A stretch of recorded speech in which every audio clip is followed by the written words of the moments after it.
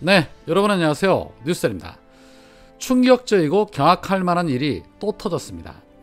엊그제 우크라이나의 젤린스키 대통령의 아내 올레나 젤렌스카 여사가 특사 자격으로 대한민국을 방문해서 윤석열 부부를 만났습니다. 다들 아시는 것처럼 대통령실은 윤석열보다 실질적인 대통령이라고 불리는 김건희와 젤렌스카 여사와의 사진을 대대적으로 홍보하는데 더 열심을 냈지요.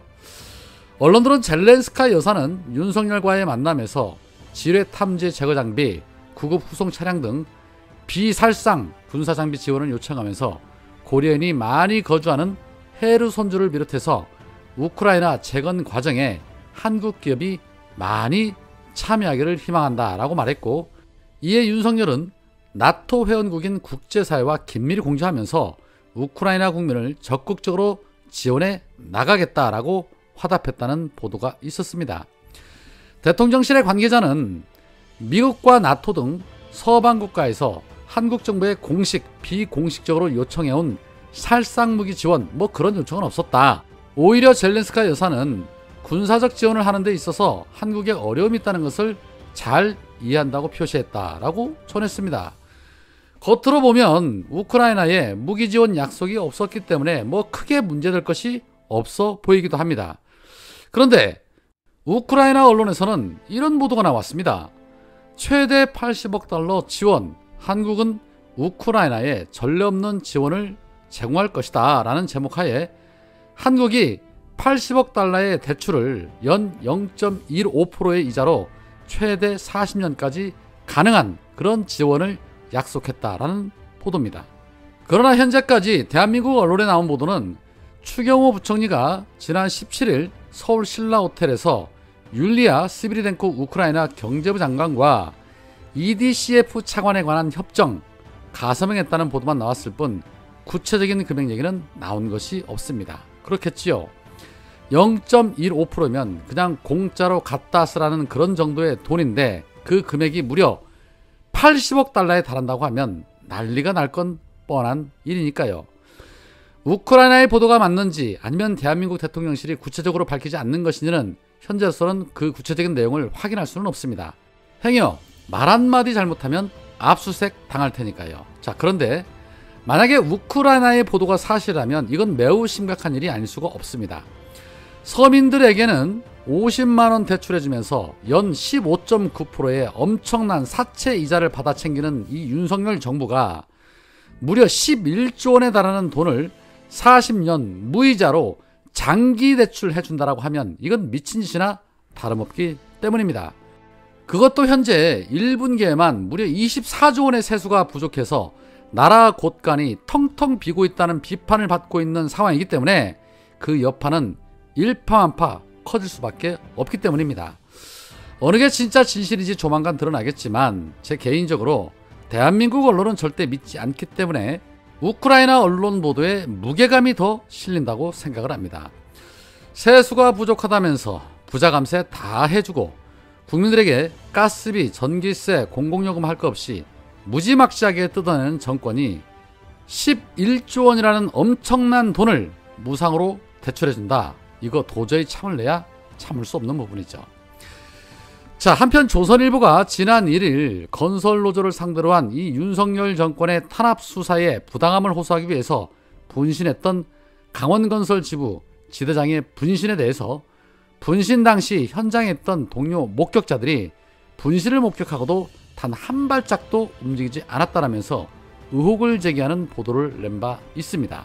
조선일보의 이 같은 보도에 대해서 민노총 전국건설노조는 인간이길 포기한 조선일보라는 성명을 내기도 했지요.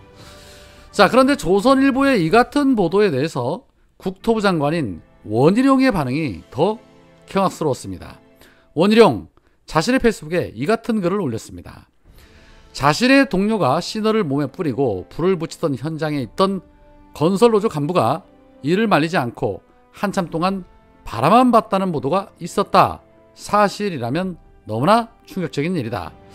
한 인간의 안타까운 죽음에 놀랐던 많은 사람들에게도 큰 충격이 아닐 수 없다.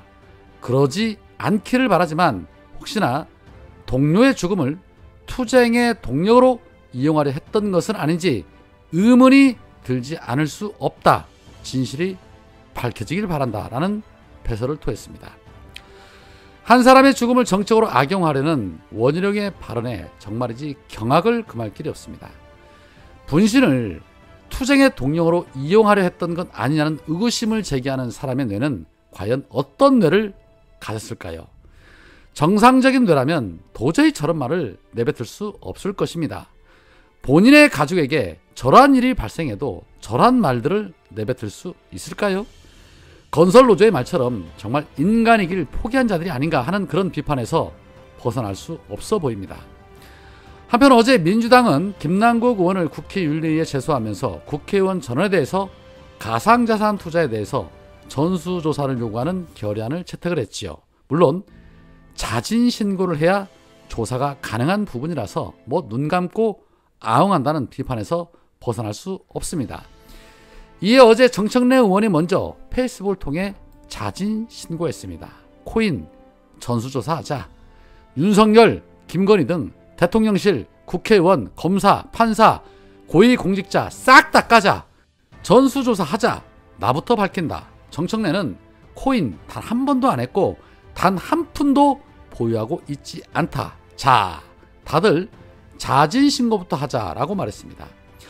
자, 과연 국회의원들이 국민들의 눈높이에 맞는 자진신고 할까요? 물론 지켜봐야겠지만 기대는 안 하시는 것이 좋을 듯 합니다. 특히나 지금 윤석열 정권 아닙니까? 무엇을 기대할 게 있겠습니까?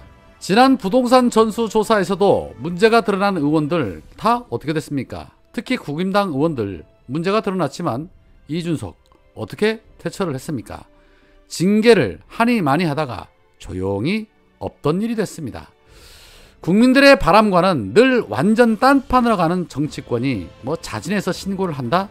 지나가는 개가 없을 일이죠. 자, 한편 어제 손혜원 전 의원이 나전 7기 233점 그리고 문제가 됐었던 토지와 건물 9필지를 목포시에 기증을 했습니다. 금액으로 따지자면 50억 원이 넘는 금액입니다. 그런데 손혜원 전 의원에 대해서 4년 전에 그렇게 수많은 의혹 제기에 앞장섰던 이 기레기들 그 어느 곳에서도 이 부분에 대해서 보도하는 기레기가 없습니다. 조선이나 SBS에서 가장 먼저 앞장서서 의혹을 제기했었죠. 그런데 칭찬받을 일에는 보도 자체를 안 합니다. 왜냐? 우리 편 아니라는 것이죠.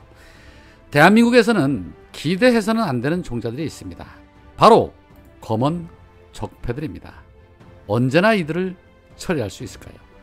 오늘은 여기까지입니다. 고맙습니다.